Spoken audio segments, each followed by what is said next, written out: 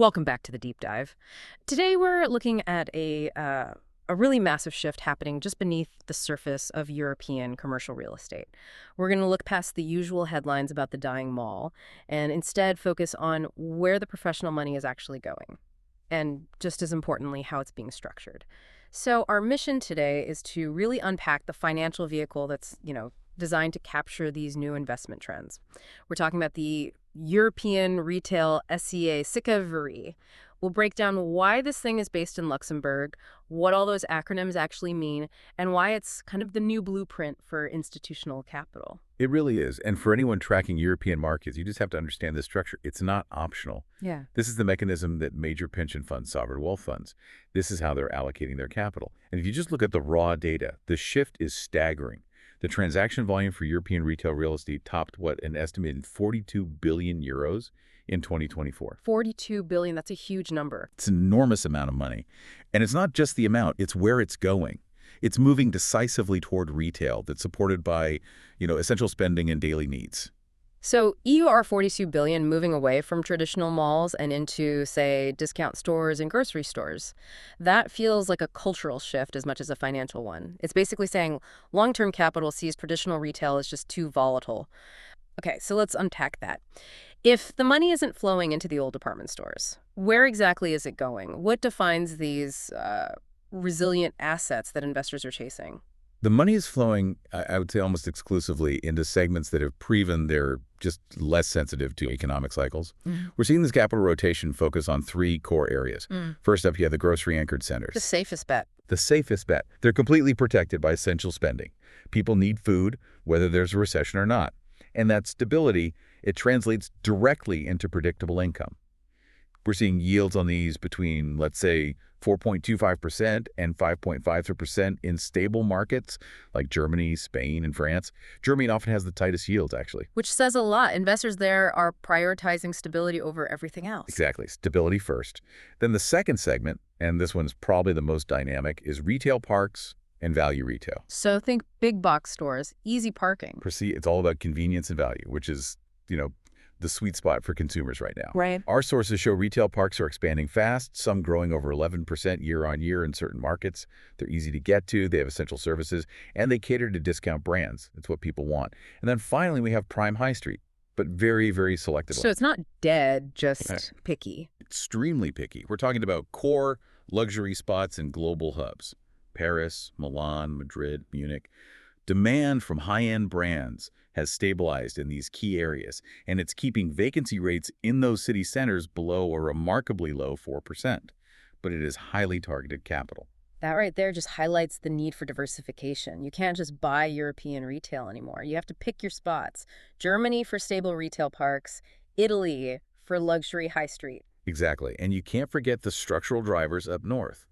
The Netherlands and the Nordics are leading on ESG-driven modernization, which is a must if you want to attract that really conservative long-term capital. They're also key for last-mile distribution hubs, which links right back to retail. A good pan-European fund uses this S.C.A. SICAV RAIF structure to tap into all of these different drivers at once. Right, but managing assets across, 10 or 15 different European countries with all their own rules, that sounds like a regulatory nightmare. You'd need a central command center. Is that why almost every major pan-European fund seems to run through Luxembourg? That's precisely it. Luxembourg is the undisputed global leader for cross-border funds, especially for alternatives like real estate. And it's not just tradition, it's about real strategic advantages. First is just stability and legal certainty. The boring but essential stuff. The most essential stuff, really. Okay. Pension money needs to know the rules won't change every couple of years. Luxembourg offers that. It's fully aligned with the EU directives. That certainty is paramount. The second huge advantage is global distribution reach. If you want to raise money from investors in Asia to buy assets in Spain, the AIFMD passporting mechanism lets you market that fund across pretty much all of Europe from one single setup. So it's a massive efficiency gain. A massive competitive edge. And then you have the structural efficiency. For RAIF, there can be tax neutrality at the fund level, and there's a very low annual subscription tax, just 0.01% on net assets. All of that, combined with the legal ecosystem there, makes it the default choice. Okay, fantastic. Now for the part we have to do. Demystifying that acronym. S.C.A. SICAV RAIF. It sounds like alphabet soup, but each part is a piece of the machine. Let's start with S.C.A. the Société en commandite par action. Right. The SCA is the structural linchpin for governance. You can think of it as a hybrid, part partnership and part corporation. It's designed specifically for strategies that need active management. Okay, and what does that mean in practice? It means there's a separation of roles. You have the general partner, the GP. They are the decision maker. They have strategic control, and this is key. They take on unlimited liability. Then you have the investors, the limited shareholders or LPs. Their liability is strictly limited to what they invest. And why is that kind of centralized active control so important for retail real estate? Why not a simpler structure? Because retail is complex. It needs constant intervention to create value. You're not just buying a stable office building and collecting rent. You might need to reposition an asset swap out, a struggling fashion store for a gym or a health clinic.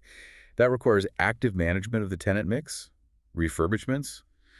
The SCA gives the GP the power to make those decisions quickly. Wait, a structure that gives the decision maker unlimited liability.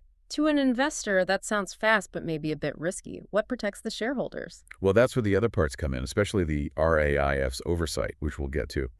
But fundamentally, that unlimited liability for the GP ensures extreme accountability.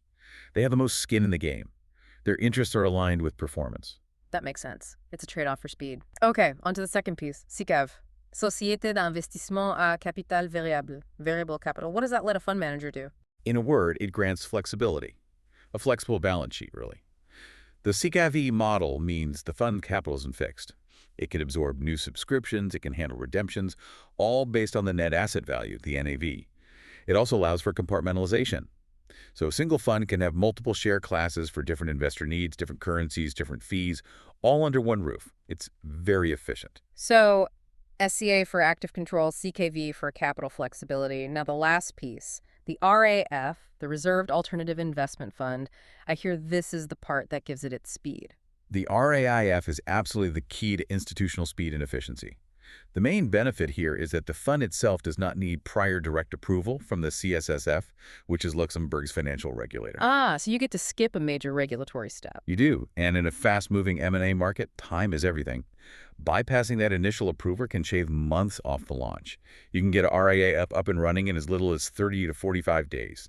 It's the turbocharger, so to speak. But if you're bypassing direct approval, what about oversight? How do you know the fund is being run properly? The supervision is indirect, but it's very robust. A RAF is legally required to appoint an external, licensed AIFM, an alternative investment fund manager. That AIFM is itself fully regulated by the CSSF, and it takes on all the responsibility for risk management, compliance, reporting. So the oversight is essentially outsourced to an already highly supervised entity. So to sum it up, SCA gives you the control for active management, RKFI gives you the capital flexibility, and RAF gives you the regulatory speed to actually deploy that capital effectively across Europe. And that sophisticated structure is then used to execute a really detailed strategy. It goes beyond just grocery stores and retail parks. While the defensive core is still those assets, the growth strategy is now heavily focused on last-mile retail-linked logistics. And we should be clear, this isn't about massive warehouses in the middle of nowhere. These are smaller, automated distribution hubs near or even inside dense urban areas. They are built for the world of hybrid shopping, managing e-commerce returns, click and collect, super fast delivery. That's a critical distinction. It's not just property income, it's plugging into the growth of e-commerce. A true hybrid asset. It is. The goal is to diversify by function and geography. You put capital into Germany for stable retail parks, into France for grocery, and into the Netherlands for those last-mile hubs. You're capturing multiple staggered income streams. Given all this complexity, the governance and oversight have to be perfect. These funds are for professional investors only. The minimum is usually around 125,000 euros. So who keeps this machine running smoothly? It's run by a kind of three-way oversight mechanism, a triad of independent parties. First, you have the AIFM, the Alternative Investment Fund Manager. They're the strategic brain. They manage the portfolio, monitor risk, handle all the regulatory reporting. They're the frontline shield. Second is the depositary. Think of them as the guardrail. They safeguard the fund's assets and monitor all the cash flows. So if a manager tries to go rogue and divert capital, the depositary is the independent body that slams on the brakes. It's a critical layer of safety. A very tangible role. They prevent fraud. And the third leg of that stool. That would be the fund administrator. They're the operational engine, the bookkeeper. They're responsible for accurately calculating the net asset value, or NAV, all the accounting, And the shareholder registry. They ensure everything is transparent and accurate. What an illuminating deep dive. So if we circle back, the takeaway is that European retail investment today is just incredibly demanding. It requires this kind of structural sophistication to handle active management and cross-border risk. The SCA SICAV isn't some old, stuffy vehicle. It's a modern, tailored solution. It's built for professional investors who want resilient, income-generating portfolios. And from what our source material shows, these strategies are working, with funds targeting returns anywhere from 4% up to over 12% IRR, depending on the strategy. And this need for specialized structuring tells you a lot about the future of investment. We mentioned the RAIF can support multi-compartment umbrellas, meaning one single fund can hold totally separate strategies. A defensive grocery compartment right next to an opportunistic luxury high street one, each with its own risk profile. So this raises a question for you, the listener, to think about. If institutional capital is now demanding these platforms that can segment and manage multiple specialized strategies under one flexible roof, what does that really suggest about the future of traditional single-focus investment funds? Flexibility and compartmentalization, they aren't just nice to have anymore. They're essential for staying competitive.